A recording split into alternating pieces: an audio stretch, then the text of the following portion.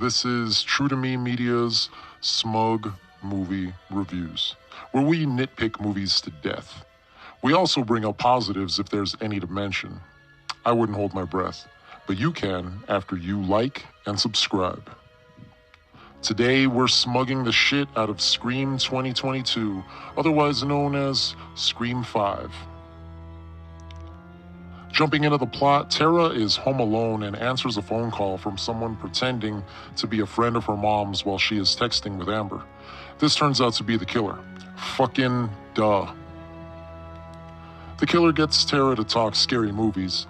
Then the killer trashes elevated horror and voices his reverence for Stab over something like the Babadook, which shows that this killer is not only insane, but dumber than a box of shit. Nah, I like the first Scream, but you can't be saying shit like that, movie. You're making way too many enemies way too soon. The two dummies have a conversation over the structure of scary movie opening scenes, particularly pulling from the first Scream since that's what Stab is based on. Okay, interesting little meta vibe here. Let's see what they do with it. Probably nothing. The killer reveals he knows Tara's name and starts texting from Amber's phone. That's a big clue right there. The killer calls back and shows Tara a recording of Amber, indicating he's close to her and could kill her. The killer wants to play Stab movie trivia for Amber's life. Tara doesn't know useless trivia and offers movies she does know that are elevated horror, namely The Witch and Hereditary. Wow, this shit is meta. It's downright saying what you should be watching instead of this. Not a good idea trying reverse psychology on your fans, movie. The killer gets insecure about his taste in movies and breaks in and stabs Tara, but she doesn't die. So that's another thing he can't do right. And don't fucking start with the he left her alive on purpose shit. Dude's slashing her from appetite to asshole over here, but he can't finish the job. This scene is pretty close to the opening scene in the first movie. Didn't really do anything different other than the attack victim survives and participates in the rest of the movie. We're introduced to the movie's protagonist, Sam, as she sits around loitering, and then Sam's boyfriend, Richie, comes out to be a lazy asshole too. Richie is so afraid of Sam, he has to take back a stupid dick pills joke that he turned around on Sam. The joke was a crude compliment to her sexuality that she initiated, but he's such a bitch, he has to act like he was the one who was wrong. Richie is a sexually repressed simp who desperately needs a hobby so he doesn't resort to public masturbation. Maybe he'll get a hobby as the movie goes on. Sam gets a call from Wes saying Tara's been attacked by someone in a ghost face mask and is in the hospital. Richie insists on going with Sam and she agrees. Nothing fishy about that. Tara's friends sit around talking about the attack on Tara. They all say flat lines that their one-dimensional characters would say. This old dude shows up at the school and leaves. He hooked up with Liv because she likes to bang dudes in their 30s, but not her boyfriend who's the same age. This old dude is a red herring. But should this guy even be around a high school? This guy's in his 30s. So are the actors playing the students. Nothing illegal here, officer. Richie acts all dumb and says he never saw any of the Stab movies. He must have meant he wished he never saw a Stab movie. That's how I'm feeling now. Richie fucks up by saying this because now Sam yaps and yaps about the movies. Good job, dummy. Richie asks Sam why someone would want to kill her sister Tara, and she don't know. In fact, Sam doesn't know anything about her sister. If you think they're planting the seeds for some serious conflict regarding abandonment and reconciliation, then shut up, because that shit ain't happening. All of Tara's friends are in her hospital room when Sam gets there. She introduces Richie to everyone. They all hate him, and so do I. Amber is super protective of Tara. That's not suspicious at all. Well, it wasn't until you notice Amber is never around Tara for the majority of the movie. I can't think of one scene they have alone with each other. They don't even get a chance to demonstrate the two actresses have no chemistry with each other. Tara cries and Sam is there for her. Tara's pretty accepting of Sam coming back. But it would have been better if Tara either resented Sam, angrily lashed out at Sam, or ignored Sam. Your sister broke up your family and then ghosted you for 5 years, and you're just cool with it? Yeah, you got your giblets sliced off in the opening scene, but you're cool with someone who abandoned you because you miss your giblets? Tara and Richie stay with Tara in the hospital while Richie watches the Stab movies with his hands in his pants. It's almost as if they're foreshadowing his obsession with the movies. He's probably just so afraid of Sam that he's doing his homework to appease her. Sam takes her meds and sees her illegitimate father, the late, great Billy Loomis, but he's only in her mind. Billy tells Sam she can't run from who she is, and when is she going to tell Tara why this is happening? Sam should have told him to change his dirty-ass shirt. Why is she seeing him in his clothes he died in? Was she there in the first movie? Did she have a relationship with him to know what he looked like? Everyone abandoned by your father, write in the comments how he appears to you in your mind. Sam gets a phone call from the killer, and this fuck knows her secret. I hope he tells the secret of how he knew. The killer is using this information because he wanted to get Sam to come back. The killer attacks and he's clumsy as shit. Sam is able to subdue him with a chair and almost shoves a table up his ass. Don't say the killer didn't kill Sam on purpose. You get a table shoved up your ass saying that kind of shit. The cops show up to question Sam. Turns out, the call Sam got right before the attack came from Amber's phone. Oh shit. That's the second time Amber's number was used in an attack. The sheriff gives Amber an alibi by saying she was at the police station during the attack. And that's good enough for the sheriff. Nothing to see here. Seriously, how dumb would the sheriff look if Amber ends up being involved? And since when do cops supply alibis for suspects? Fuck off, movie. Richie says Amber is the killer, and no one reacts or even cares. Everyone's like, shut up, Richie. Richie's alibi is watching movies in the hospital, and this outsider is not pressed for any more information regarding his involvement. Great job, Sheriff. Amber and Richie seem to have staged heat at this point. It's like they're trying too hard. I'm not expecting them to team up because they simply don't fit together. It would take a lot of effort and foreshadowing to set up and pay off that pairing. Sam tells Tara why she left and why she drove Tara's dad away. Sam finds her mom's old diaries because she thought her mom's high school relationship with her dad was romantic, and she wanted to see. What romance? High school sex is not romantic. Plus, Sam's mom was the side chick. What's romantic about that? Side chicks, let us know in the comments. Turns out Billy Loomis is Sam's dad because Sam's mom is a slut. Sam spills the beans about all this where her live-in dad can hear, and the dad leaves. Sam blames herself, and Scream is giving itself something to work with here. Sam has an interesting core wound. Sam is an outsider in her own family, and her biological father is a serial killer. Sam's mom blames Sam, and Sam rebels hard. Sam does drugs, she does donkey shows, and she resents her younger sister Tara. The reason for the resentment was because Tara was her live-in father's biological daughter, and Sam wasn't. That is good. This is compelling, but they do nothing with it other than to create very temporary conflict between the sisters. Tara learns all this and gets pissed and tells Sam to leave. Richie is back, arriving just in time to contribute to being dumb and confused into the scene. Sam tells Richie to leave because her dad is a serial killer, but Richie wants to stay. Fucking why? This is a 6-month-old relationship. Why would you risk death for a person you knew for 6 months? Richie either has an ulterior motive or this guy gets no pussy on the regular. Sam and Richie's relationship is interesting. Maybe even emotionally abusive. Sam belittles Richie quite a bit, calls him a dumbass for professing his love and saying he wants to stay with her. Even in this, he is completely subservient to her. Sam better watch out. Richie's repressed feelings may come out in other ways. Sam and Richie go to visit Dewey. He sucks. He doesn't want to talk to them at first, but then he does. Dewey calls out Richie and why it is him. Dewey's reason for this is in the rules. Never trust the love interest. Motive connected in the past. The killer is part of the friend group. This is meta in the sense they're evoking the history of the first movie to solve the mystery of this movie. Pretty interesting move. But Dewey is dismissed as a lousy drunk and old fuck, and his advice is ignored. Maybe it'd be good to listen to him. Nah, he's old. Never listen to old people. That should be one of the rules too. If old people knew what they were talking about, then they wouldn't be old. Sam scares Dewey into helping her, and Dewey knows he should have died 3 movies ago, so he throws her out as to not tempt fate. Then, Dewey changes his mind because he still wants to be in this movie. You gotta pay the bills. I do admire how the movie manages to hide the true murders by hiding them in plain sight. Although, part of why they're hidden so well is because the pairing they go with just doesn't fit together. Sam and Richie talk about Richie being a suspect after they leave, but it is quickly dismissed. No one even thinks twice about him because he comes off as a bumbling simp. He calls Sydney and tells her the murders are happening again. Dewey tells Sydney to promise not to come back to Woodsboro. Sydney promises to break her promise. Dewey texts Gail about the murders and fights the urge to send a dick pic to facilitate their reconciliation. Dewey busts out the gun and badge and tells Sam he's down to be in this movie. All the kids and Dewey meet up at Randy's house to include someone from an old movie. Sam tells all the kids she is Billy Loomis's daughter, and one of them is the murderer. Mindy realizes the killer is making a requel, which she then goes on an elaborate explanation of.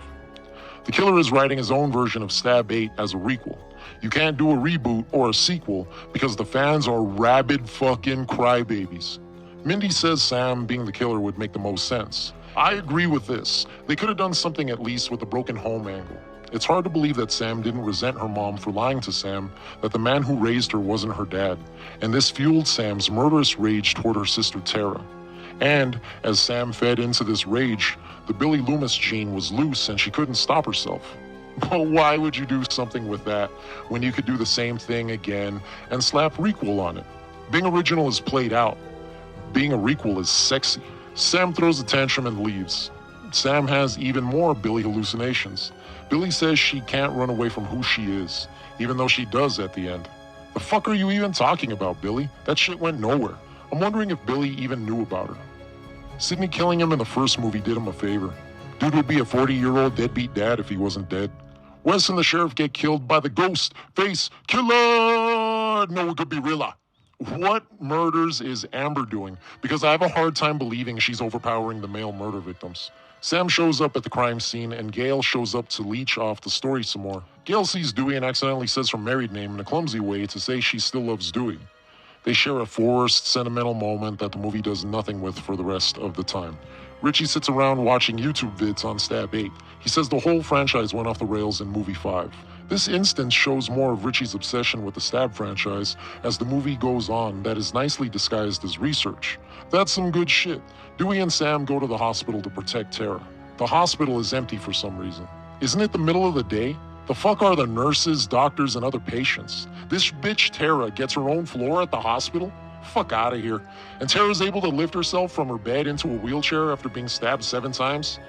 Yeah, sure. Dewey got stabbed 9 times and has permanent nerve damage, including his dick hangs all the way to the left. The one cop who was there is dead on the floor. His gun is missing and his pants are unbuttoned. Richie comes out of nowhere and gets attacked by Amber, who's dressed as the killer. Amber is in the Ghostface outfit and attacks Dewey.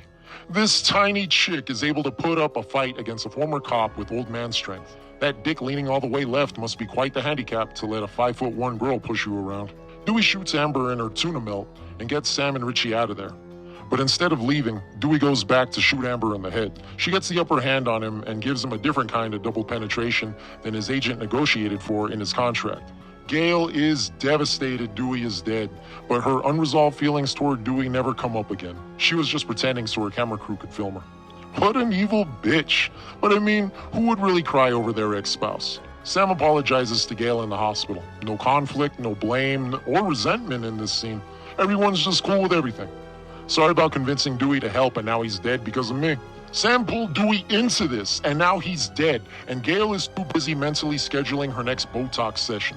Sydney returns now that Dewey is dead, and she doesn't have to keep her promise to him. Tara thanks Sam for saving her life. Sam apologizes for making Tara's dad leave. Tara forgives Sam, but asks why Sam didn't come back. Sam was scared of turning out like her dad, B. Loomis. Engaging angle they do nothing with. Sam is never conflicted or feels herself turning into a monster. She's just the same flat fucking character throughout.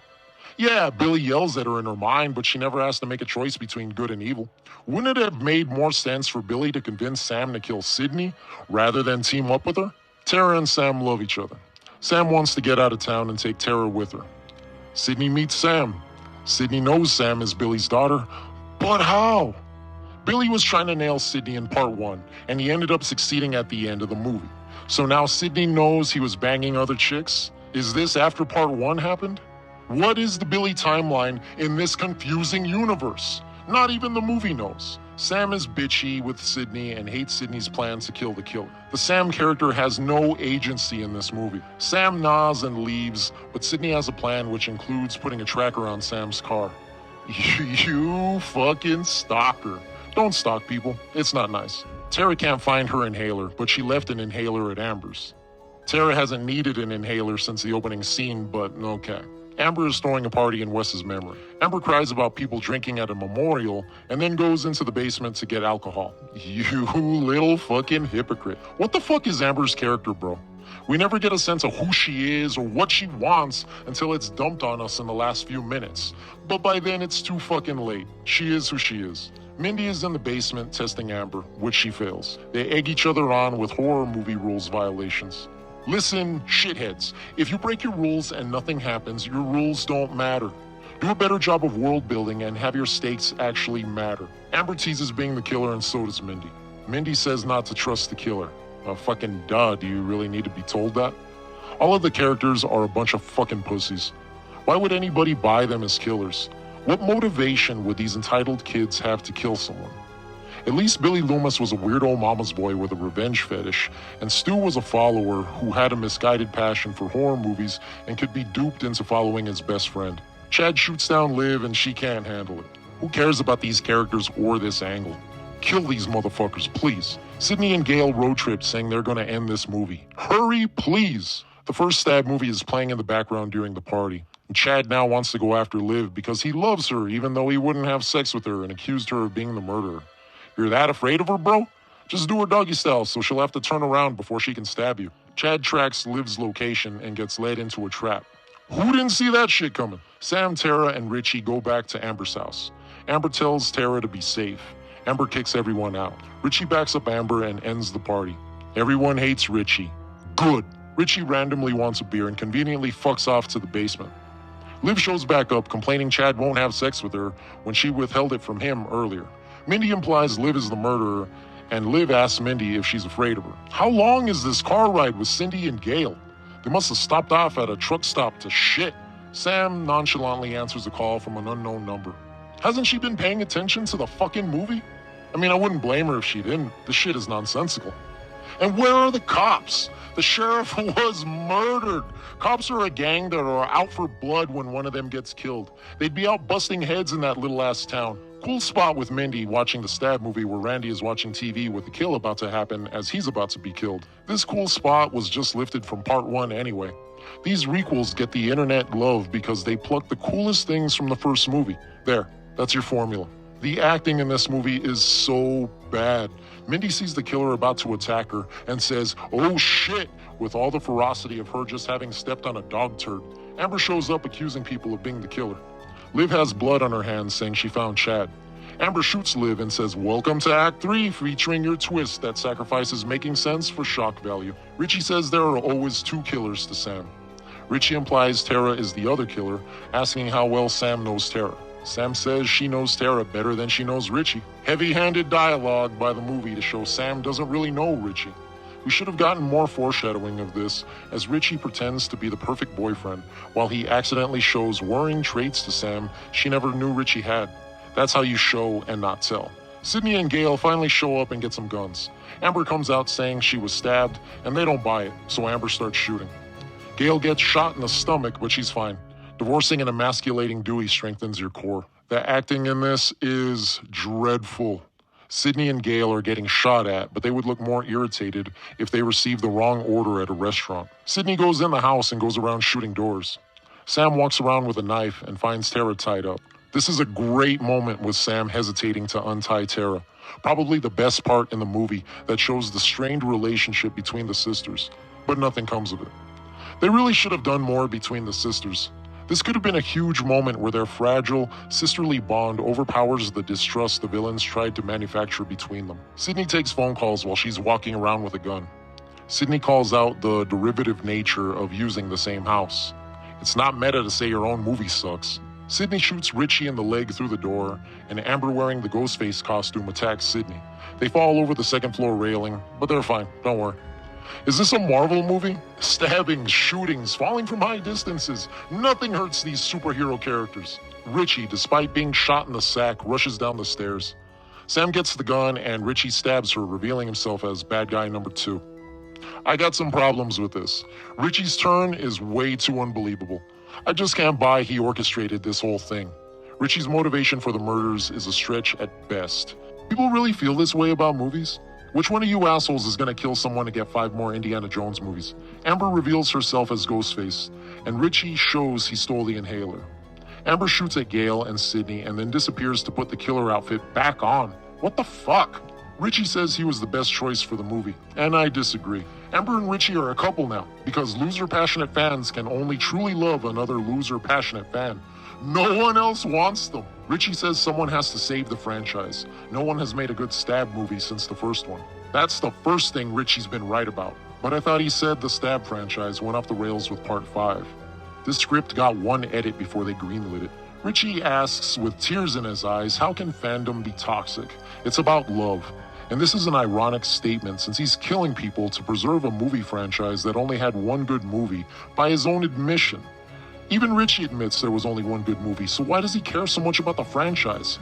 Fuck you, Richie, and fuck Amber. She had even less of a reason to do this. I get they wanted to be ironic here, but it's so half-assed. Richie tells Sam she's the villain in this movie. Sydney killed Sam's father, and Sam got Sydney to come back to Woodsboro to finish the job. Yes, exactly! That would be a better movie. Remember why Sydney was the hero and final girl in the other movies? Because people had a reason to want her dead. What personal reason does Richie have to want Sam dead? Yeah, exactly. That reviving the franchise shit ain't enough, fam. It needs a personal reason tied to it. Amber says everyone knows Sam is Billy's daughter. Then how did Tara's father not know? He must have been the town moron. Amber says this movie has stakes because anyone can die in a requel. Oh yeah? Then kill Sam. I'm begging you.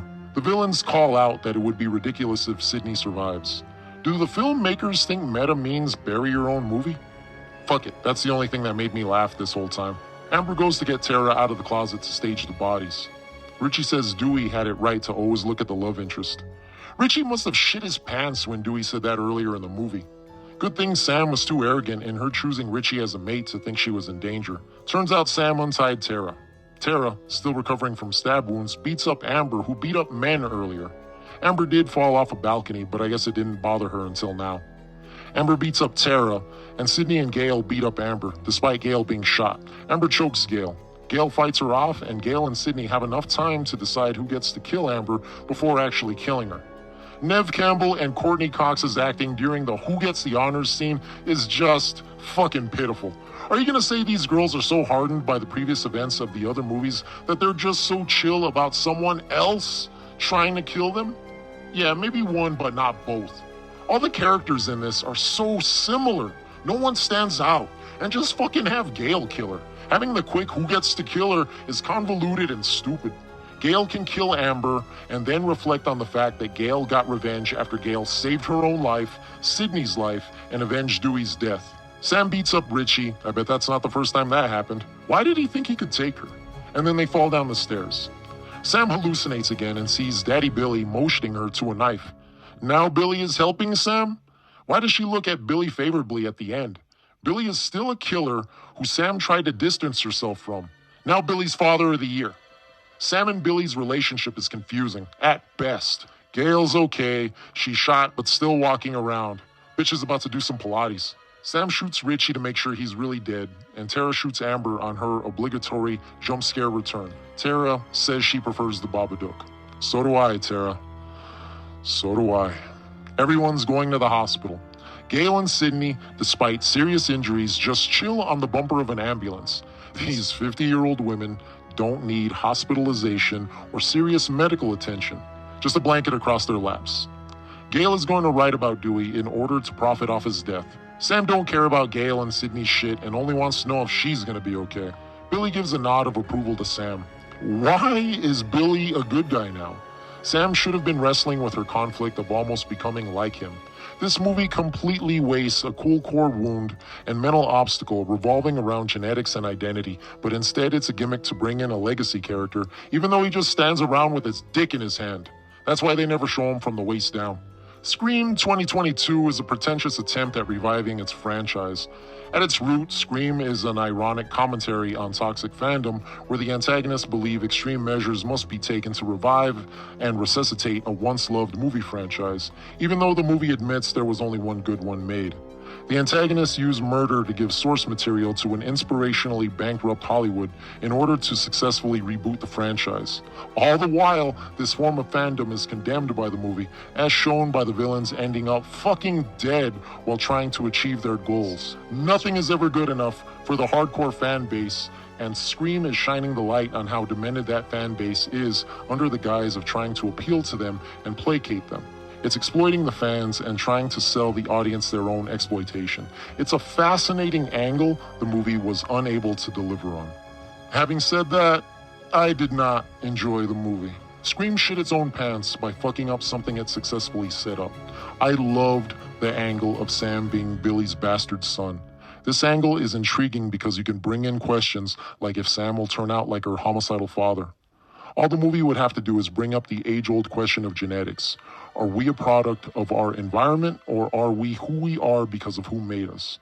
This movie could have set up scenarios that force Sam to make choices that reveal her character by either acting like Billy or acting like Tara, since she's the closest thing we know of for the other end of the familial spectrum. It's disappointing because the movie did a great job in setting up Sam's core wound. She destroyed her family, and the shame of that forced her to disappear from her sister's life for 5 years. This is quite the weight for a person to deal with. It would have been great to see Tara and Sam fumble through issues of trust and abandonment as the movie unfolds to the point where Tara must trust Sam, or vice versa, in order to escape alive.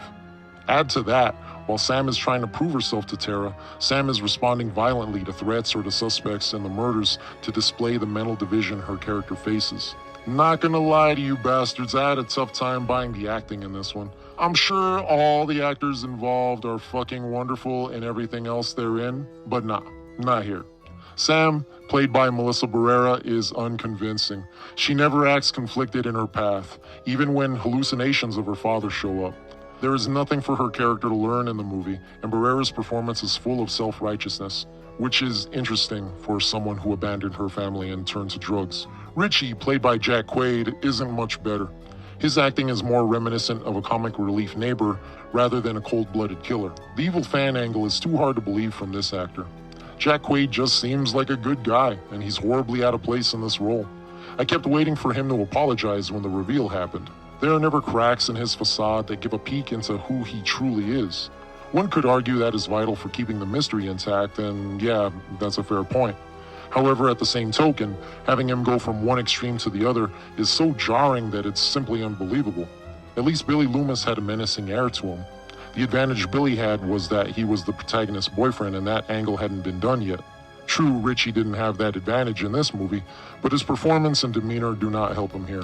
Final thought, and all in all, to sum everything up, was True to Me Media wasn't feeling this one.